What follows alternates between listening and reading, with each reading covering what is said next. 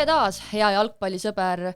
Kuigi me siin äsja ütlesime ära oma viimased hüvasti jätud justkui, siis me oleme ikka tagasi, sellepärast et kui on võimalus, me tuleme tagasi. Ja selle võimaluse annab meile hetkel ikkagi kuumimas hoos olev koondislane Maksim Baskotši. Tere! Tere! No, tõesti, sind on rõõm siin tervitada, oled justkui korraks Eestimaal tagasi. Mis sind siia tõi? Puhkus, väike puhkus, pere, sõbrad ja lihtsalt mõnus olla kodus. Ja sinuga tundub nagu see ka, vähemalt mul on tunne jäänud, et iga kord, kui sind kuskil intervjuule proovime kutsuda või niisama tahame 2 sõna teha, sa oled alati nõus.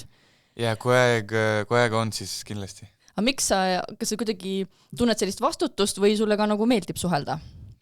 Isegi ei tea, rohkem see, et suke tunne, et kui ma oleks nagu fänn ja siis mul oleks huvitav nagu kuulda, et rohkem nagu inimeste jaoks teen. No meil on siin selline tore väike intervjuu saade, mis muud, aga seda me oleme siin traditsiooniliselt alustanud selliste soojendusküsimustega, sest nagu üks-ühel olukord ikka on vaja soe olla, siin on äkilised liigutused, on ju. Et esimene küsimus, mida teeksid siis, kui sa ei oleks jalgpallur? See on hea küsimus. Ei tea, äkki mingi teise spordiga tegeleks, sest kui olin veel väike, ma alustasin ujumisega, siis oli kergejõustik, midagi sellist. Et ikka spordi juurde jääksid, et mingisugust muud omadust ei ole, teadeks matemaatika ei meeldi või meeldib? Matemaatika kindlasti ei meeldi, eriti praegu, aga muidugi ma tahaks öelda, et oleksin mingi ärimees, aga kunagi ei tea. Võib-olla olen veel tulevikus. Jah, alati on aega. Mida pead oma parimaks omaduseks ja mida halvimaks? See võib olla nii jalgpallis või kuidagi inimesena? Ma arvan, inimesena sõbralik, kogu aeg proovin aidata teisi ja halvemaks ma isegi ei tea, äkki see, mis me just rääkisime, et kui keegi tahab mulle helistada, siis mul hääl pole kunagi telefonis, ega mul tihti nii, et ma ei tea, kas ema helistab või sõbrad helistavad 5-3 korda ja ma lihtsalt ei näe. No võt, siis on niisugune, aga see on lihtsasti muudetav asi õnneks, et tegelikult saaks parandada. Ma ei tea, minu jaoks ei ole nii kerge, lihtsalt ma ei saa häälega telefonis olla. Aga näiteks, kui sa kodus oled, naudid sa kodus nagu vaikust või sul käib midagi muusika taustaks? Pigem vaikust, rohkem muusikat kuulan kui trenni või trennis tulen ja enne mängu nii, et kodus pigem vaikus, jah. Okei, siis on niisugune inimtüüp natukene. Võib nii öelda, jah. Mis on mingisugune moto või tõekspidamine, mille järgi sulle meeldib elus niimoodi juhinduda? Ma ütleks, et mul on mingi erinev moto nagu üks, aga lihtsalt olla hea inimene ja anda ennast kõik ja siis seal juba vaatame, mis sellest tuleb. No praegu sa justkui oled endast kõik andnud, kui me vaatame sinu hoogu praegu tõesti 2 vooru järjest Belgia kõrgliigas oled värava löönud. No kas see on praegu senine parim Maksim Baskotši? Senini jah, aga tahaks uskuda, et tulevikus tuleb mingi veel parim Maksim Baskotši, et jah, senini praegu päris heas vormis olen, jah. Mis sa arvad, nagu mille pealt see tuleb või miks sa praegu õnnestud niimoodi? Hea küsimus, ma arvan, et lihtsalt väike lakk ka, et selles mõttes ma võin rääkida, et raske töö, distsipliin, aga see oli mul kogu aeg minu karjääris nagu. Võib-olla lihtsalt nii on, et kõik see distsipliin ja töö, mis ma tegin enne, lõpuks tuli tagasi. Jah, nüüd nagu tasub ära, on ju. Ja et ma arvan pigem see, ja et kõik, mis ma tegin enne, tuleb tagasi. Kas sa midagi teed täna ka näiteks teisiti, kui sa tegid Šveitsis? On midagi nagu muutunud, ma ei tea, sinu puhul on klubi kuidagi nõuab midagi rohkemat või enamat? Ma ütleks lihtsalt jalgpalli poolest, eriti tastumise poolest teen palju rohkem, sest neid mänge on rohkem, need mängud on raskem, trennid on raskem ka, eriti treeneriga, kes meil oli enne seda. Et nüüd mul Belgias inimene, kes tuleb minu juurde, teeb massaaži, inimesed, kelle juurde mina lähen nagu füsiod, et teha nõelad ja asju, et see ei ole kõige mugavam, ei ole kõige finantside mõttes kõige parem, aga see on minu peas on kindlasti investeerimine, et need inimesed aitasid mind nii palju nagu, et kui neid poleks, äkki ei tuleks neid väravaid ja mänge kindlasti. Aga näiteks kui inimestel poleks neid selliseid taastumise võimalusi nagu sul on, mis ütleksid, mis on mingisugune kõige olulisem osa taastumisest, kui siin mõni noor jalgpallisõber kuulab, tahab mingit näpunäidet, mis ütleksid? Ma ütleksin, söö hästi ja maga palju.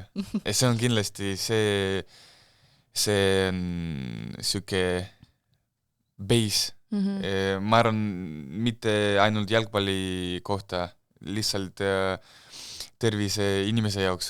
Et see on väga tähtis. Ja siis, kui juba tahad sellise järgmise sammu teha, siis juba tulevad need sellised detailid, jah. No tõesti, me näeme sind seal Belgia kõrgliigas justkui nagu tõesti kalavees, sa tunned ennast seal justkui mugavalt. Mida me tegelikult ei näe, kui raske see kõik tegelikult on? Jah, kindlasti raske. Ma ei hakka siin rääkima, et mul on raskem kui teistel, et ma usun, et kõik, kes tegelevad jalgpalliga isegi Eestis, ma ausalt ütleks, et mõnikord Eestis on raskem, et no vaatame praegu näiteks õued Belgias pigem ilm on veits parem ja sul kõik need asjad, mis nad annavad, on veits rohkem kui Eestis, lihtsalt selle tõttu, et seal on rohkem raha seal sees nagu.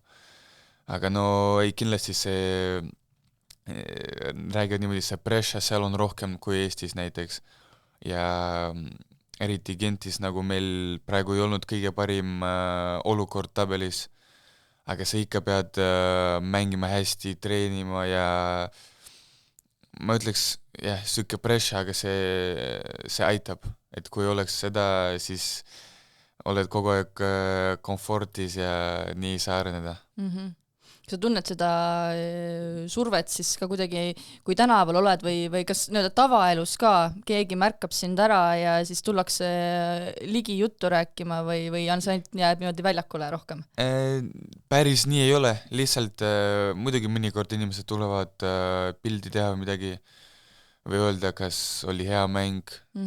Pigem kui halb, siis nad ei tule, et seda nad ei räägi.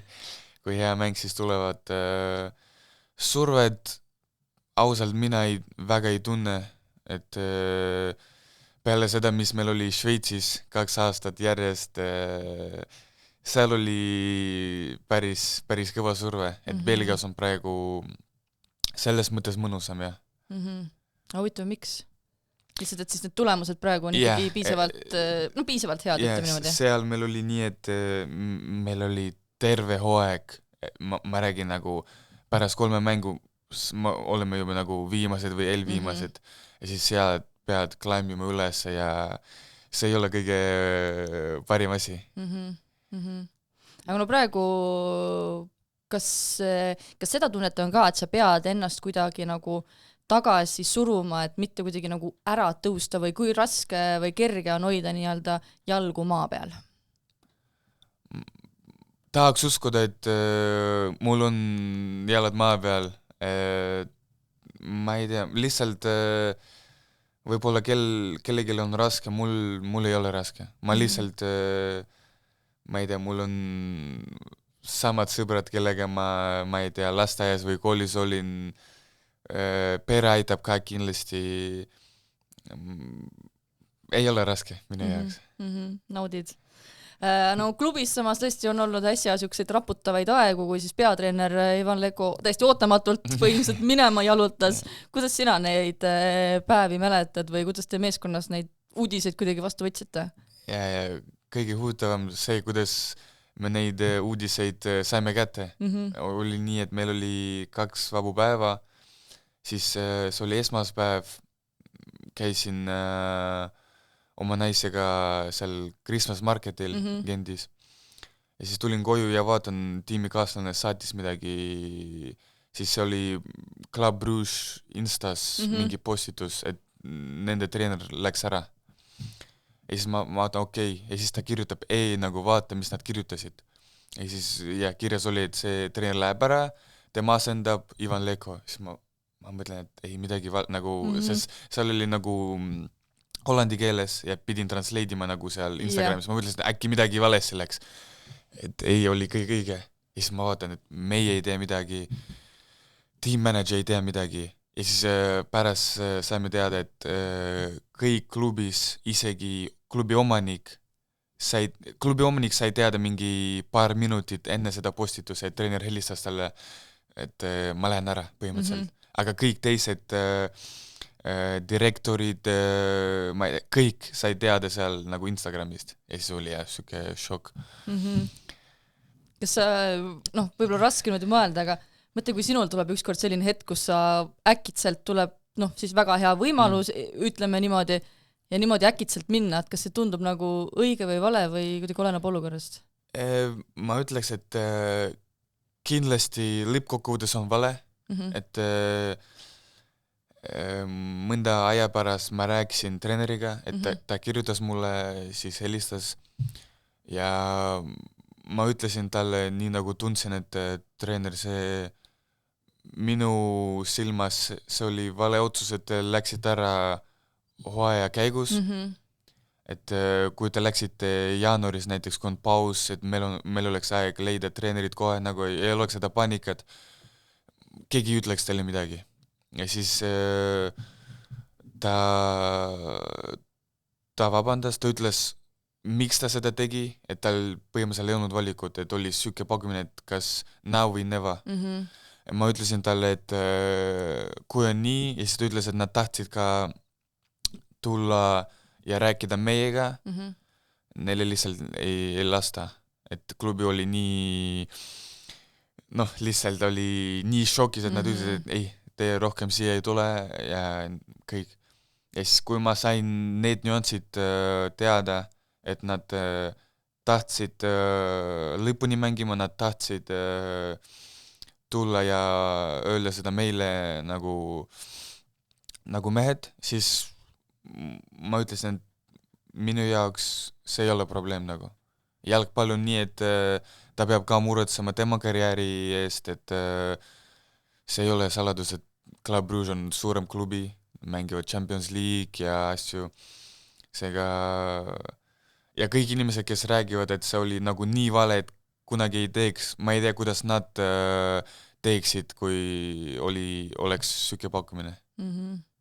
Aga kuidas teie jaoks siis uuele peatreenerile üleminek oli, kui valutud need seal mõned päevad olid ja siis selline uueks mänguks valmistumine? Ma ei tea, ma ütleks, et minu jaoks oli süke mõnus, et lihtsalt oli rohkem teemad, mille üle naljata. Nagu meil oli, siis ta läks ära esmaspäeval, juba kolmapäeval meil oli uus treener, et see läks üsna kiiresti, 2 päeva. Ja siis, et see esmaspäev olin šokis, teisipäeval kõik seal oli väga naljakas päev ja siis kolmapäeval juba uus treener, et väga kiiresti läks. Hirmu ei olnud, et kui oli pigem naljakas, et mis saab või nagu korraks seda ei olnud, et äkki tuleb uus peatreener, kellele näiteks sina ei meeldi? Ei, muidugi olid sellised mõtted, aga ma ka mõistsin, et kui see uus peatreener tuleb, ta ei saa mind kohe pingile panna, sest ma mängisin kõik mängud enne seda ja siis kui ta tuleb, kui ma treenin halvasti, siis jah, ta paneb, aga ma lihtsalt pean tegema kõik selleks, et treenin hästi, mängin hästi ja siis tal ei ole nii-öelda võimalustki pingile panna. No ja siis tegelikult tuli sul justkui nagu avanemine koos sellega, et lõidki selle uue peatreeneri käe all esimese värav, on ju, kahjuks võitu ei tulnud ja siis teises mängus kohe otsa, et nagu sul oli vaja seda vahetust ka. Võib nii öelda, jah, et ikka see treener, kes läks ära, siiamaani oli mu karjääris siuke, ma ei taha rääkida parim treener, aga see oli see õige treener selle võistkonna jaoks kindlasti, et see, kuidas me mängisime, need kõik asjad, mis ta mulle rääkis, mis ta minust tahab, oli täpselt see, mis mul oli vaja ja mis ma tahaksin oma treenerist. Et kindlasti oli, selles mõttes oli päris raske, et see treener tõi mind, tõi palju mängijaid teisest klubist Genti ja siis läks ära. Et see oli ainukene süke moment, et ma mõtlesin, kurat, see on päris raske. Eriti enne seda, kui ta helistas mulle. Pärast seda, kui me rääkisime, siis süke läks kergemaks kindlasti, jah. Aga kas te teete ka uue peatreeneri, Rick Demil peaks see nimi on ju olema, tema käe all kuidagi teistmoodi, et sa nüüd enda väravateni olid jõudnud, et keskkaitsjana alati sina lähed kasti ja Gentis olid ju enne ka ühe värava löönud, et kas mingisugune standard olukordades nüüd tegite midagi muud, et sa siin 2 korral sihile jõudsid? Ei, ma arvan, see on lihtsalt jällegi sama nagu see, kuidas me varem rääkisime, süke jalgpallilakk. Et selles mõttes tegime kõik samad standardolukorrad nagu vana treeneriga. Mängustiil veits muudab kindlasti, eriti ma arvan pärast seda jaanuari pausi. Aga standardid olid kõik samad ja lihtsalt vedas. Aga kuidas selle tähistamisega sul on, sa vist oled ikkagi endiselt selline, et lased lihtsalt looma valla ja tuleb, mis tuleb, aga et kas sa hakkad juba midagi koordineeritud mõtlema, et midagi näitama või? Võiks jah, ja näljakas oli see, et pärast seda, kui Bruži vastu lõin ära, siis jah, seal oli lihtsalt emotsioonid, sest see on esiteks derbi, oli üsna raske nädal, treenerid asju, seal ma lihtsalt karjusin.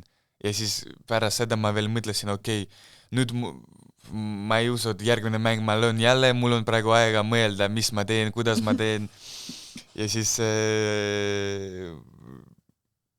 läks meelest ära, et ma tahtsin midagi teha ja siis lõin jälle ja seal ma veel vaatan, ma lõin ära, ma jooksen poole, kus ei ole meie fännid. Ma jooksen nagu see away tribuun ja siis ma mõtlen, kurat, ma pean pöörduma nüüd, siis ma keeran ja siin on nagu meie fännid, aga meie ultrad on nagu selja taga ja siis ma lihtsalt kärvisin seal veits ja juba läksin, ma mõtlesin, kurat, see on nii halb nagu. Aga see tähistus on siis kuidagi mingisugune lihtsalt, mis sa tahaksid teha mingisugune mõne jalgpalluri järgi või see on kuidagi kellegi lähedasest inspireeritud? See, mis ma teen. See, mis ma teen, see on lihtsalt ma karjun. Aga mõtle, mida sa tahaksid? Mida ma tahaksin? Ma ei tea, tahaks kindlasti, et see oleks midagi erilist nagu. Et ma ei hakka seal Sui tegema või Mbapped. Vaatame. Mul see teine keskkaitse, ta oli see hooaeg isegi rohkem kui mina. Tal on oma. Kindlasti peaks midagi enda tegema. Täitsa endamat, jah. Yeah. Aga no ikkagi tagasilöök oli ka viimases mängus, kui siis mõlemad väravasöödud sulle andnud mees, Matis Samoes, sai tõsise põlvevigastuse. See on vist ikkagi teistpidi päris valus hoop kogu meeskonnale ja sinu sellele väravahoole. Ja muidugi ma veel mängu käigus ma ei ole näinud seda, et ma vaatan mingi paus, siis vaatan, kohtunik läheb nagu nende värava juurde ja siis ma vaatan, keegi meie mängijates on nagu maas seal. Ma mõtlen, okei, äkki midagi, kas aja venitamine või midagi ja siis pärast ma vaatan, doktorid lähevad, aga nagu mängu käigus sa ei pane nii palju nagu tähele, et kui halb see on, sest sul on nagu teised asjad, kas või lähed treeneri juurde, ütleb sulle midagi või lähed jood, et ja siis pärast mängu ma nägin, et nad vahetasid teda, aga sa ei tea, kui halb ja nii edasi. Siis me tähistame ja ma tulen riietusruumi ja tema seal sees nagu nutab, siis ma saan aru, et see ei ole hea kindlasti. ja lihtsalt proovid aidata teda veits, noh muidugi vahet ei ole, mis sa ütled seal, see ei aita teda üldse, et aga noh, jah, proovid seal midagi rääkida ja mis teha, jalgpall. Ja no selles samas mängus kohe esimesel minutil kehastusid sa põhimõtteliselt väravahiks, võime öelda. Tagantjärele, kumb on olulisem või kumb on sinu jaoks justkui suurem asi, kas see, et sa hoiad seal värava ära või lööd ise? Ei, selles mängus eriti oli see, et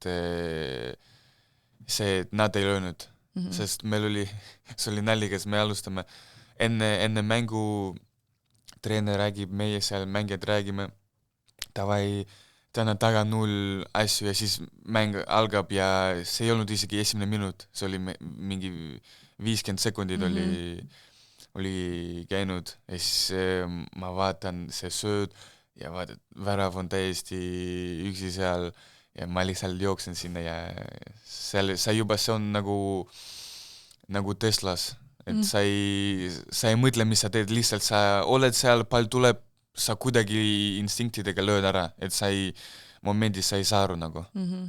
Ma usun, see andis sulle endale terveks selleks ülejäänud mänguks sellise nagu, no mitte nagu superpower, aga sa tundsid, et ma olen selline võitmatu võib-olla või...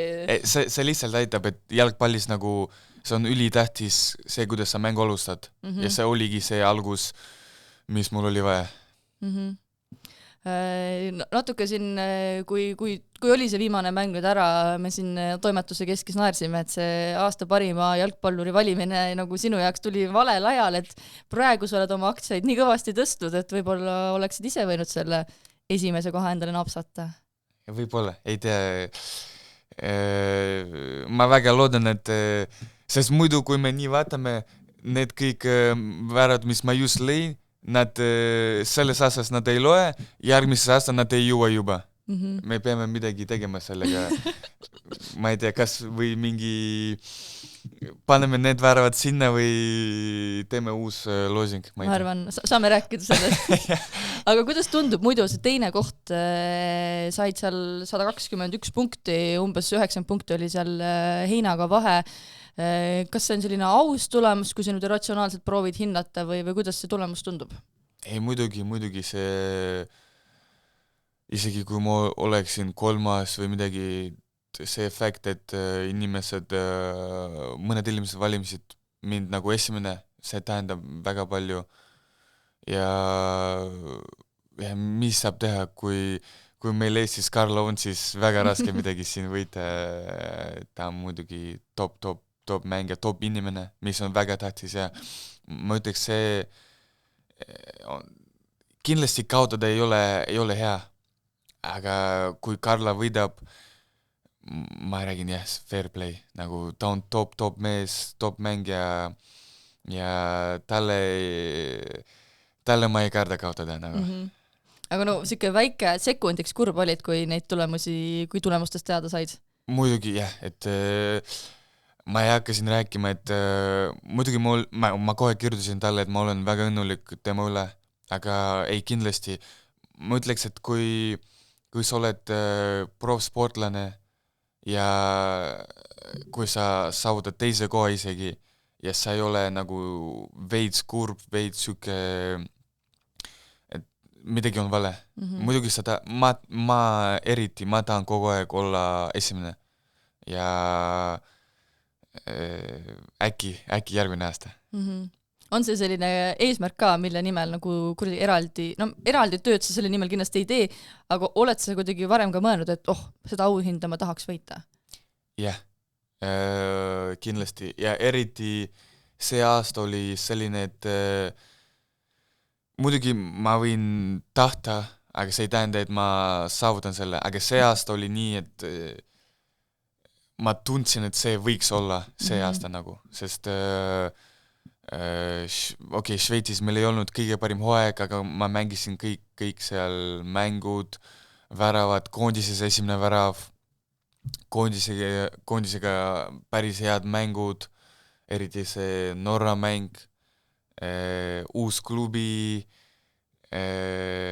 uues klubis kõik ka nagu hästi mängin kõike ja lihtsalt oli see tunne, et võiks olla, ei olnud, proovime järgmisel aastal. Aga kui sa peaksid selle aasta tulemuste põhjal enda sellise näiteks top 5 kokku panema, mis mängijad sa sinna paneksid ja kuhu sa ennast paigutaksid? Enda kindlasti paned sinna. Carlos, sorry, ma olen esimene. Karla teine, Mattias käid 3. Me võtame koondis ja klubid. Jaa, sa saad täitsa ise põhimõtteliselt selle skaalaga valida, et mida sa täpselt arvestada tahad. Sest tegelikult seal tulemust või seal valimisel on samamoodi. Mõni võibki klubi järgi vaadata ja see on täiesti õige otsus või nii-öelda tema valik. Ma ütleks Vlassi 4. Ma arvan, tal oli top aasta seal. Ja 5. Ma ütleks, Vendal võiks olla nii palju inimesi nagu, et need top 4 minu peas kuidagi kergem öelda, et need olid süksed, no Mattias praegu Šveitsis esimene koht, Karla top, Vlassil oli top hooaeg. 5 ma ütle, et seal on süke, las inimesed ise panevad kommentaarides, kes minu peas on number 5, aga jah, väga palju ka mu sõpru tegi ülihea hooaja. Rocco Norras, Martin praegu mängib, Sapi seal, Sapi hull mees, jah, väga palju mängid, kes võiksid olla. Okei, no paneme selle top 4 siis lukku, sobib. No nüüd sul on väike paus, nagu me saame aru, oled siin Eestis ja mõne päeva pärast pead juba tagasi Belgiasse minema, et mis sa kindlasti siin Eestis tahad ära teha, et alati kodumaale tuled, mis on kuidagi oluline su jaoks? Ma ütleks oluline lihtsalt näha inimesi, kes on tähtis minu jaoks, et kindlasti pere, mul oli eile õe sünnipäev, täna isa sünnipäev, et homme ülehomme on uus aasta, et kindlasti põhjust kõik koos tulla on olemas selles mõttes, et jah, lihtsalt olla perega, sõpradega ja nautida toredat ilma siin Eestis.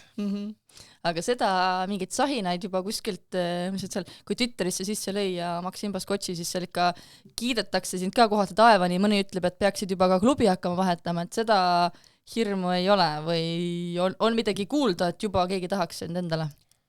Nii, et keegi tahaks, ei olnud, ei. Ma kuulsin et mõned klubid seal kas või rääkisid või küsisid minu kohta asju, et ma ei tea, kas nad jälgivad või meeldin, aga nii, et tahame osta, ei ole.